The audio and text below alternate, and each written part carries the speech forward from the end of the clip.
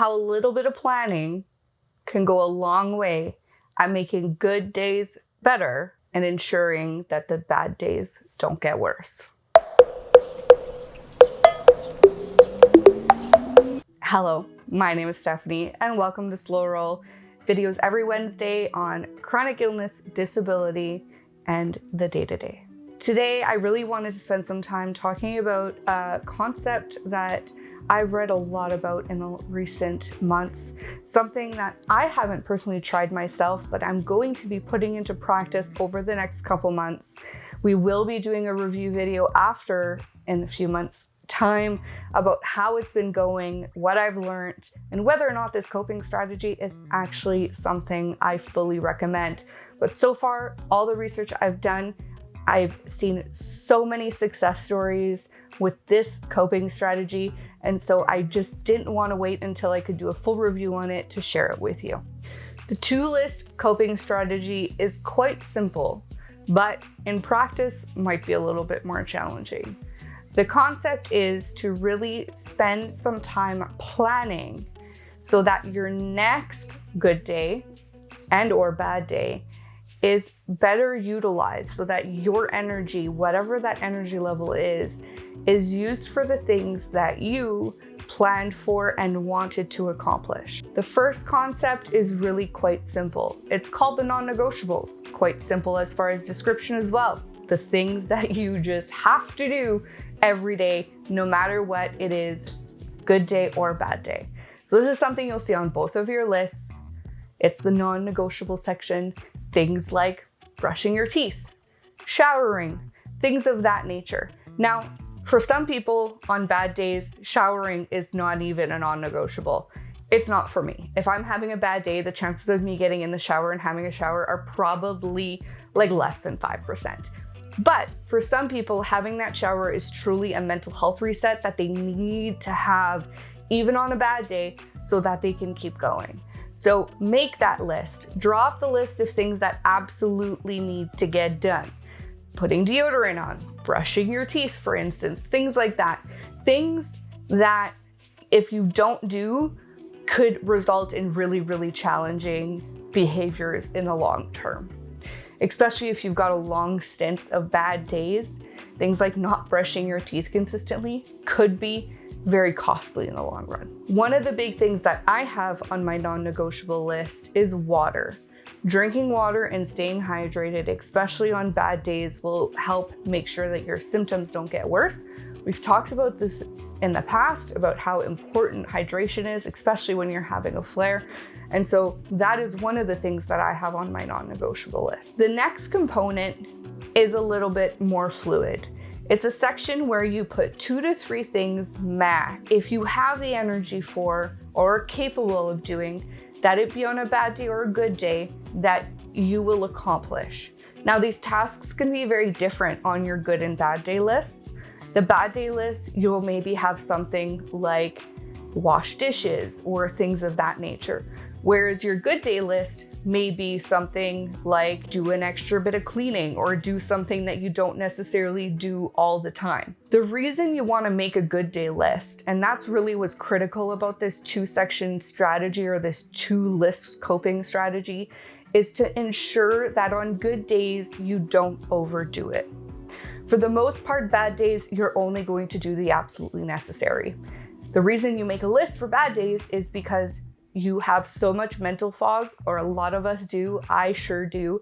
And so having a list predetermined of the things that absolutely need to get done will allow me to not have to overthink it. I've already spent that time thinking about these things and making sure that those things have been kept in mind. Whereas on the good days, when you really want to do all those extra things, that list really kind of restrains you into ensuring that you only do as much as a good day should be done and not overdoing it so that tomorrow ends up being a bad day.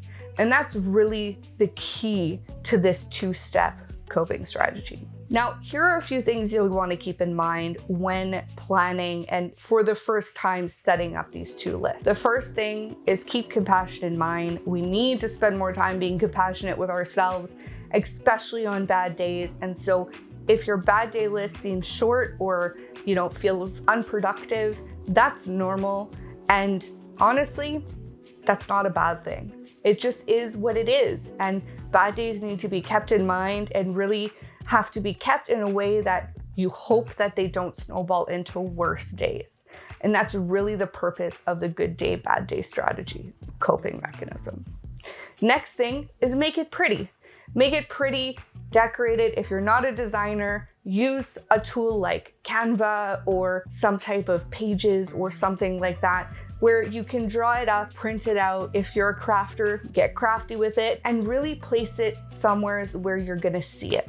Now, I'm not telling you to put it on your bedroom wall necessarily, unless that's really a place where it just seems the most fit, but place it in maybe your bathroom or somewhere on your phone even. It doesn't need to be complicated. I simply have mine on my notes section in my phone. I haven't gone crazy and dressed it up or anything like that. But if you find yourself not going to it as often as you probably should, I would recommend to jazz it up. Make it a little bit fun. Give yourself some time to spend the time with both of the lists and put them somewhere where you're going to remember to use them. Lastly, the critical part of this strategy is really to revise, revise, revise. You have to keep revising this list. It is not a stagnant list. It has to be fluid. It has to change with you. It has to change with your system. And it might even be a month-to-month review. And that seems like a lot, but making sure that you keep this list as up to date as possible and ensuring that your good day list is accurate and your bad day list reflects what you can accomplish is going to make sure that this strategy works for you long term. And I think that's going to be the part that's going to really take this to the next step and the next level, revising it consistently. I am going to most likely be revising mine on a monthly basis to start with.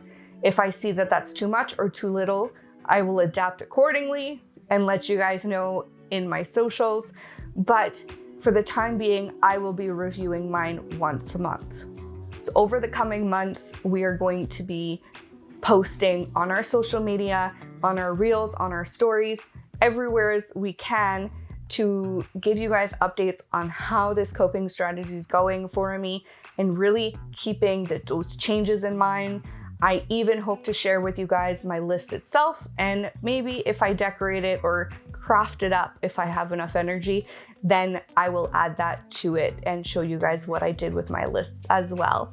In 6 months' time, we are going to do a full review of the coping strategy and whether or not I'm going to be continuing to do it or whether or not we're going to be trying something a little bit different. So stay tuned for that video as well. If you like this video, please leave us a like. It really helps us out. If you haven't subscribed already, we would love for you to join our Slow Roll family. Until next time, don't forget to slow your roll.